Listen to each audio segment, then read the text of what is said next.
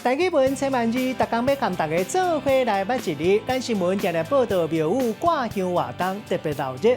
今仔日要甲大家小解这一日，咱同齐来看到这台做挂香的挂，读歌仔挂第4条。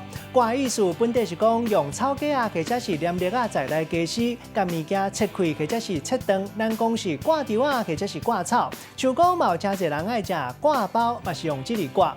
分开来讲，这个挂有分配物件的意思。另外嘛有真侪人爱食挂菜。这个文音读做角，带大家做伙来小解这2个词。头一个读做挂货，意思就是中盘或者是小盘做生意人去买货来卖。第2个词读做挂条啊买，字面的意思是讲收挂条啊，字句的意思就是讲无付出，敢享受成果。咱用一句话来举例，甲这2个词夹做伙。迄阵讲阿明甲同事同齐去开发业务新客户，结果伊较拼事，拢已经做甲要好啊，同事却去挂条啊买。今仔日小解这一日读做挂，这是背音；另外文音读做角，提供予观众朋友来参考。